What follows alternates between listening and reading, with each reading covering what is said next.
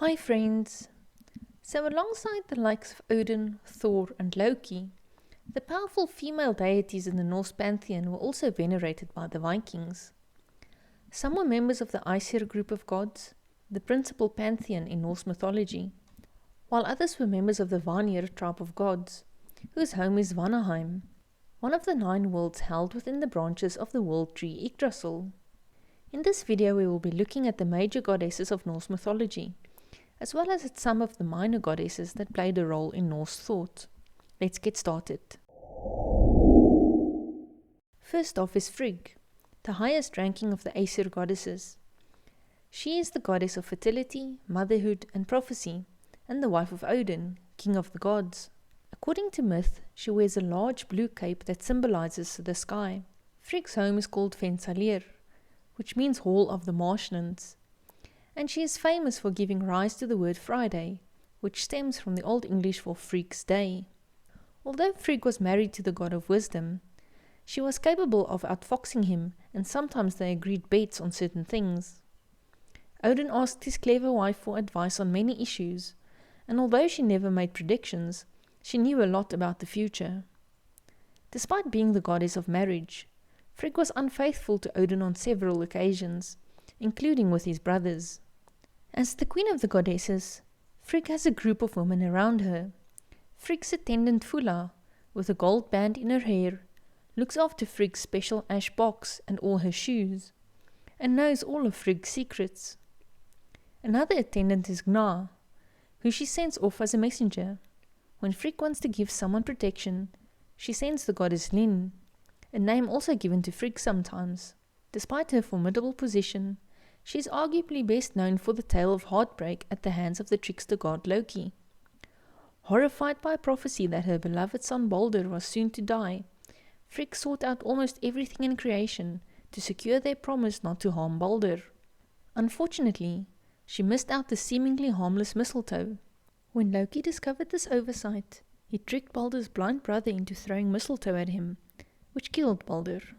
Strangely for a goddess of her high position, the surviving primary sources on Norse mythology give only sparse and casual accounts of anything related to her personality, deeds, or other attributes. The specifics they do discuss, however, are not unique to Frigg, but are instead shared by both her and Freya, a goddess who belongs to both the Æsir and the Vanir tribes of deities. From these similarities, combined with the two goddesses' mutual evolution from the earlier Germanic goddess Freya, we can see that Frigg and Freya were only nominally distinct figures by the late Viking Age when our sources were recorded, and that these two figures, who had formerly been the same deity, were still practically the same personage in everything but name. Freya is the daughter of Njord, the sea god. She is a member of the Vanir tribe of gods and the sister and female counterpart of Freyr, being in charge of love, fertility, battle and death. She is also a master of a form of shamanistic magic known as Seder. Pigs are sacred to her, and she rides a boar with golden bristles. She also rides a chariot driven by cats, and has a cloak of falcon feathers that can enable the wearer to fly. She possesses a famous necklace called Brinsingamen, which the trickster god Loki stole and Heimdall, the god's watchman, recovered. Freya is a ravishing entity who is lusted after by many others in Norse mythology. She found herself humiliated by Loki who, during a chaotic feast of the gods, accused her of being an evil sorceress who'd slept with everyone in Asgard, including her own brother. Yet Freya is far more than a hypersexualized female figure. She is also the fierce ruler of a realm called Folkvanger, and she chooses one half of the heroes slain in battle for her great hall, while the other half goes to Odin in Valhalla. Freya is the archetype of the vulva, a professional or semi-professional practitioner of Seder, the most organized form of Norse magic. It was she who first brought this art to the gods, and, by extension, to humans as well. Given her expertise in controlling and manipulating the desires, health, and prosperity of others, she is a being whose knowledge and power are almost without equal. Freya's husband was called Odin in late Old Norse literature, who is certainly none other than Odin, and, accordingly, Freya is ultimately identical with Odin's wife Frigg. Next is Idun, the goddess of spring, rejuvenation and youth, and the wife of Bragi, the god of poetry and the court poet of Asgard. She belongs to the Æsir tribe of deities and is the keeper of the magical apples of immortality, which rejuvenates the gods when they grow too old. Things went awry when she was kidnapped by the giant Thiazi, who forced Loki into helping him plot her abduction. As a consequence, the gods began to age. Desperate to regain the apples and the goddess herself, they forced Loki to make amends by embarking on a rescue mission. By donning Freya's falcon cloak, Loki was transformed into a falcon himself, and was able to infiltrate the giant's home and flying off with Idun in his claws by turning her into a nut. The giant was later killed, and youth was restored to the gods. Although the goddess Sif was a largely passive player in the world of Norse mythology, she was significant for being the wife of the mighty Thor, god of thunder, and for being indirectly connected with the creation of his legendary hammer. According to legend, Loki decided to play a trick on Sif by cutting off her trademark golden hair. An enraged Thor threatened to destroy Loki if he didn't somehow replace her hair, so the trickster sought out a group of skilled dwarves who were able to create a replacement headpiece, as well as Odin's spear, Gungnir, and Thor's hammer, Mjolnir. The reference to Sif's golden hair, as paltry as it is the most meaningful detail we know about her.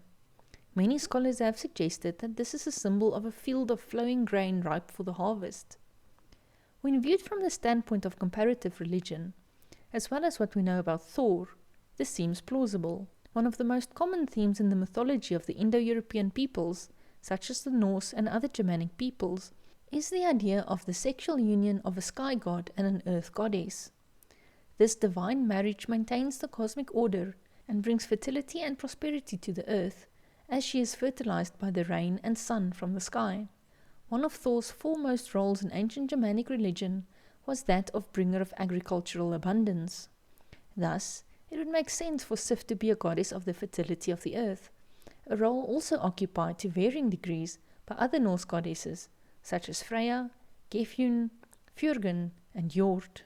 Skadi is the goddess of winter and hunting, despite the fact that she is a giantess. Skadi lives in the highest reaches of the mountains, where the snow never melts. She is an avid huntress, and her bow, snowshoes, and skis are her most often mentioned attributes. She was once married to Njord, the god of wealth, fertility, the sea, and seafaring. Their marriage was a failure though, as Njord couldn't stand the cold and dreariness of the mountains, and Skadi couldn't stand the light and noise of Njord's home by the seashore. The giants are predominantly forces of darkness, cold, and death. Skadi fits this pattern and seems to have had a particular association with winter.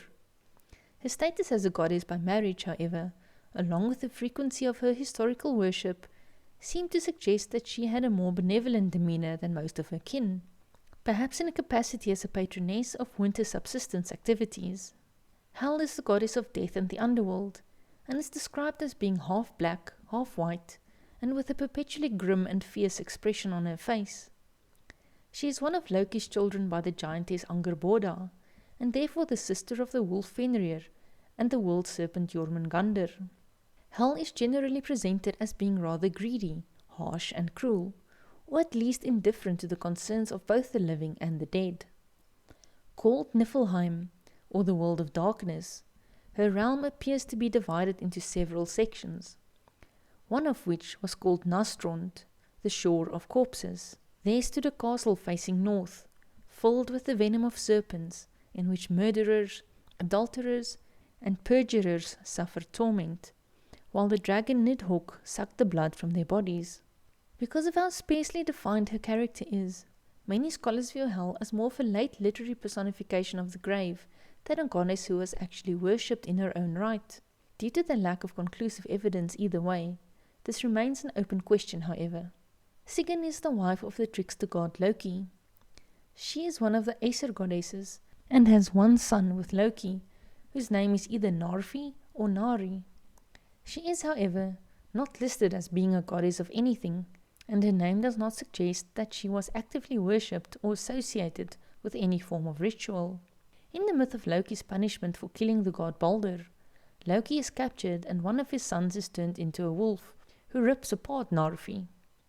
His entrails are then hardened into iron chains, and the gods used this to bind Loki in a cave deep beneath the earth. The gods also place a snake above Loki that would drip venom onto his head. To alleviate his pain, Sigyn sits by Loki's side with a bowl to catch the drops of venom so that they won't touch his head. Every so often, though, she must leave the cave to pour out the bowl. In her absence, poison falls onto Loki's forehead, causing him to writhe in agony, which, in turn, causes earthquakes on the earth's surface. Next up is Sol Usuna, the sun personified. She is described as the sister of the personified moon, Mani, is the daughter of Mundalfari, is at times referred to as Alfredal, and is foretold to be killed by a monstrous wolf during the events of Ragnarok, though beforehand she will have given birth to a daughter who continues her mother's course through the heavens. Scholars have proposed that Sol, as a goddess, may represent an extension of an earlier Proto-Indo-European deity due to Indo-European linguistic connections between Norse Sol, Sanskrit Surya, Common Brittonic Sulis, Lithuanian Sole, Latin Sol, and Slavic Tsar Solnitse. Ran is a goddess and personification of the sea. Ran and her husband Ægir, a giant who also personifies the sea, have 9 daughters who personify waves. The goddess is frequently associated with a net, which she uses to capture seagoers. According to the Poetic Edda and in the Volsunga saga, Ran once loaned her net to the god Loki. Nanna Nep's daughter, or simply Nanna, is a goddess associated with the god Balder. She is associated with devotion, peace, and joy. After Balder's death, Nanna dies of grief. Nanna is placed on Balder's ship with his corpse, and the two are set aflame and pushed out to sea. In hell, Balder and Nanna are united again. In an attempt to bring back Balder from the dead, the god Hermod rides to hell and, upon receiving the hope of resurrection from the goddess Hel, Nanna gives Hermod gifts to give to the gods, among which was a robe of linen for Frigg and a finger ring for Fulla. Fulla, or Volla, is a goddess described as wearing a golden ring and as tending to the ashen box and footwear owned by the goddess Frigg. In addition, Frigg confides in Fulla her secrets. Gerdr is a giantess, goddess, and the wife of the god Freya, and is commonly theorized to be a goddess associated with the earth. In both the Poetic Edda and the Prose Edda, Freya sees Gerdr from a distance, becomes deeply lovesick at the sight of her shimmering beauty, and has his servant Skirnir go to Jotunheim, where Gerdr and her father Gymir live, to gain her love. Gerdr initially refuses, yet after a series of threats by Skirnir, she is forced to yield. Gerdr agrees to meet Freya at a fixed time at the location of Bari, and, after Skirnir returns with Gerdr's response, Freya laments that the meeting could not occur sooner. There are also plenty of other minor goddesses in the Norse pantheon. One of them is Æsir, a goddess or Valkyrie associated with medical skill, and is a handmaid of Frigg. She has also been theorized as being a form of the goddess Frigg instead, and has been compared to the Greek goddess Hygieia. As a Valkyrie, Æsir accompanies her battle sisters, but while the other Valkyries choose the slain, Æsir chooses who would live and recover, and return to health. As a chooser of life and death, she is therefore sometimes associated with the Norns, the female beings who create and control fate. Gefjun is a goddess associated with ploughing, the Danish island of Zealand, the legendary Swedish king Gylfi, the legendary Danish king Skjoldr, foreknowledge, her oxen children, and virginity. The Prose Edda begins with a prose account stating that King Gylfi was once the ruler of what is now called Sweden, and that he was said to have given a certain vagrant woman, as reward for his entertainment, 1 ploughland in his kingdom, as much as 4 oxen could plough up in a day and night. This woman was of the race of the Æsir, and her name was Gefjun. Gefjun took 4 oxes from Jotunheim in the north, who were her sons from a giant. Gefjun's plough cut so hard and deep that it uprooted the land, and the oxen drew the land out into the sea to the west, and halted in a certain sound. Gefjun there placed the land, and bestowed upon it the name Zealand. In the Prose Edda, Lofn is described as gentle in manner and as an arranger of marriages, even when they have been forbidden. Some scholars think that Lofn may simply be another name for the goddess Frigg. Sjofn is a goddess associated with love, concerned to direct men and women's minds to love. Some scholars again theorize that Gefjun may be the goddess Frigg under another name. Snotra is a goddess associated with wisdom.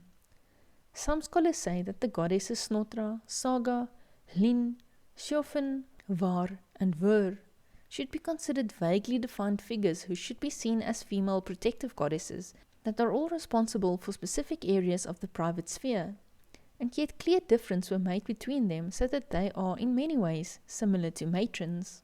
Thrudr is a daughter of Thor and Sif. Thrudr is also the name of one of the Valkyries who serve ale to those who have died in battle and are brought to Valhalla.